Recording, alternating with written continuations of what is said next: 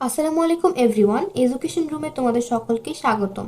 আজকে আমরা দেখব এসএসসি বায়োলজি চ্যাপ্টার 1 এর লেকচার 2। এর আগে আমরা লেকচার 1 এ দেখেছি জীববিজ্ঞানের ধারণা, তারপর হচ্ছে জীববিজ্ঞানের শাখাসমূহ, তারপর হচ্ছে শ্রেণীবিন্যাস দেখেছি, শ্রেণীবিন্যাসের উদ্দেশ্য দেখেছি, তারপর জীবজগৎকে যে 5টি রাজ্যে হচ্ছে ভাগ করা হয় সেই 5টি রাজ্য দেখেছি, 5টি রাজ্যের বৈশিষ্ট্য দেখেছি। তো আজকে আমরা দেখব শ্রেণীবিন্যাসের ধাপ। এখন শ্রেণীবিন্যাস করা হয় মূলত ইন্টারন্যাশনাল কোড চিহ্নিত 7টি ধাপ দিয়ে। এই 7টি ধাপ তোমাদের সিরিয়াল ওয়াইজ মুখস্থ করতে হবে। দেখো, প্রথমে হচ্ছে রাজ্য বা কিংডম, এর ইংলিশ নামগুলো সহ মুখস্থ করবে। তারপর হচ্ছে পর্ব, ফাইলাম অথবা বিভাগ বা ডিভিশন। বিভাগটা বেশি প্রচলিত নয়, আমরা পর্বই বেশিরভাগ বলে থাকি। তারপর হচ্ছে শ্রেণী বা ক্লাস, বর্গ, অর্ডার, গোত্র, ফ্যামিলি, গণ, জেনাস, প্রজাতি, স্পেসিস। তো এই সিরিয়ালটা তোমাদের মনে রাখতে হবে।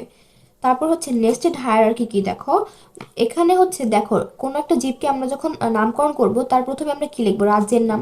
তারপর আমরা লিখবো সেই রাজ্যের কোন পর্বের প্রাণী সে, সেই পর্বের নামটা লিখবো।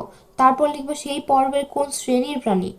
তো এইভাবে মনে হচ্ছে না এটা একটা সেট, তার উপসেট হচ্ছে এটা, মানে উপরে যেটা আছে রাজ্য, রাজ্যের উপসেট পর্ব, অনুরূপভাবে পর্বের উপসেট শ্রেণী। এরূপ শ্রেণীবিন্যাসকেই বলা হয় মূলত নেস্টেড হায়ারার্কি। এটা তোমাদের জ্ঞানমূলকে সাধারণত এসে থাকে। এখন আমরা দেখব মানুষের শ্রেণীবিন্যাস। মানুষের শ্রেণীবিন্যাসে রাজ্যের নাম হচ্ছে অ্যানিমেলিয়া, কারণ এরা সুকেন্দ্রিক কোষ বিশিষ্ট, বহুকোষী, পরভোজী এবং জটিল টিস্যুতন্ত্র আছে। অ্যানিমেলিয়া রাজ্যের বৈশিষ্ট্যে আমরা এই সকল বৈশিষ্ট্যগুলো পেয়েছিলাম। তারপর হচ্ছে পর্ব, করডাটা, কারণ জীবনে কোনো এক পর্যায়ে নটকর থাকে।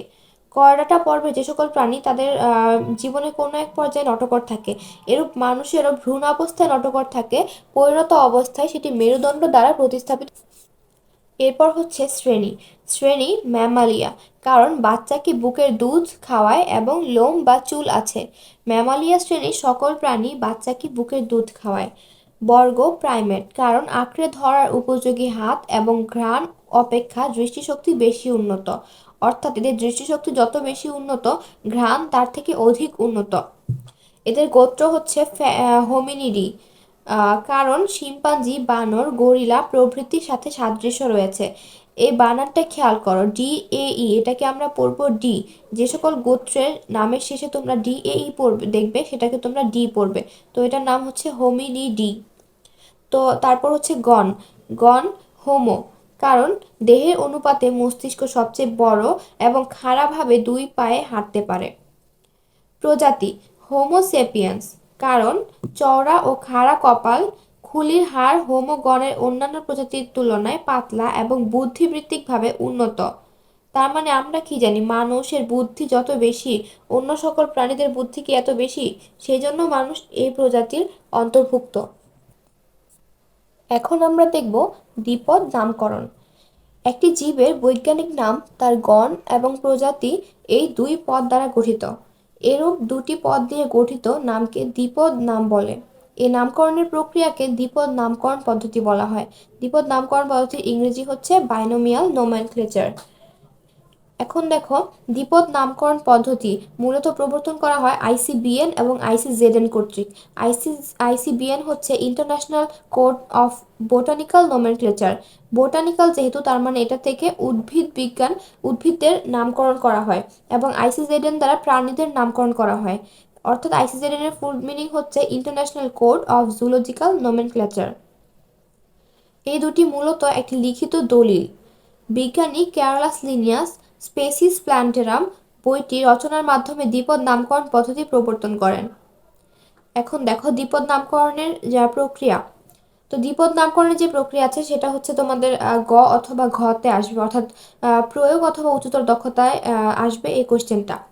নামকরণ ল্যাটিন ভাষায় কিংবা ল্যাটিন ভাষার মতো করে উপস্থাপন করতে হবে।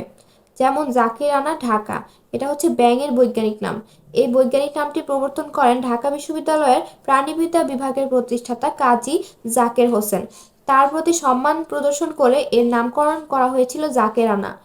বৈজ্ঞানিক নামের দুইটি অংশ থাকবে, একটি গণ, অন্যটি প্রজাতির। এখানে দেখো, রুই মাছের বৈজ্ঞানিক নাম হচ্ছে ল্যাবিও রোহিতা।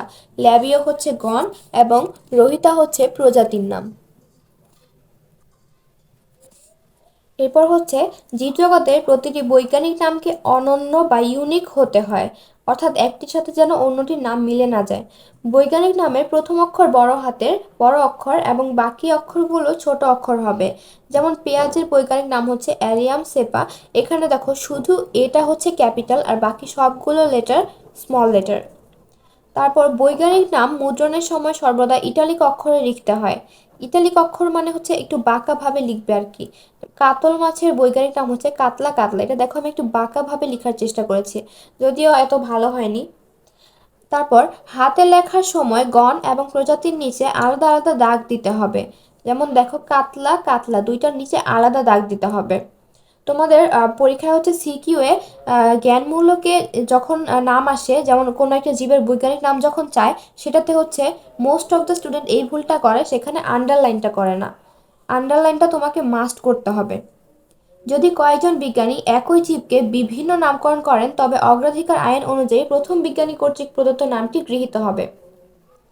যিনি প্রথম জীবের বিজ্ঞানসম্মত নাম দিবেন তার নাম প্রকাশের সালসহ উক্ত বৈজ্ঞানিক নামের শেষে সংক্ষেপে সংযোজন করতে হবে। যেমন হোমো সেপিয়েন্স L 1758, অর্থাৎ লিনিয়াস 1758 সালে মানুষের বৈজ্ঞানিক নামকরণ করেন হোমো স্যাপিয়েন্স। তবে দৈনন্দিন গবেষণা এবং পাঠে এটুকু অনেক সময় লেখা হয় না, কারণ এটুকুর প্রয়োজন পড়ে না সাধারণত। তো এই আটটা পয়েন্ট হচ্ছে তোমাদের লিখতে হবে গ গ অথবা ঘ এর জন্য। এরপর দেখো কিছু জীবের বৈজ্ঞানিক নামকরণ দেওয়া হয়েছে। ধান অরাইজা স্যাটিভা, পাট কর্কোরাস ক্যাপসুলারিস, আম ম্যাঙ্গিফেরা ইন্ডিকা, কাঁঠাল আর্টোকার্পাস হেটারোফিলাস, শাপলা নিমফেয়া নচালি, জবা হেবিস্কাস রোজা সিনেনসিস, কলেরা জীবাণু ভিব্রিও কলেরা, ম্যালেরিয়া জীবাণু প্লাজমোডিয়াম ভিভেক্স, আরশোলা পেরিপ্লানেটা আমেরিকানা, মৌমাছি অ্যাপিস ইন্ডিকা, ইলিশ টেনুয়ালোসা ইলিশা, কুনো ব্যাং দাত্তাফ্রিনাস মেলানোস্ট্রিকটাস, দোয়েল Copsychus saularis, royal Bengal tiger Panthera tigris এবং মানুষ হোমোসেপিয়েন্স। মানুষেরটা অনেক ইম্পর্ট্যান্ট, বাট তোমাদের সবগুলোই পড়তে হবে, কারণ কোনটা দিয়ে দেয় সেটা বলা যায় না। তো এই পর্যন্ত ছিল আজকের ক্লাসটা। আজকের ক্লাসটা কেমন লাগলো তোমরা সবাই অবশ্যই জানাবে। Thank you.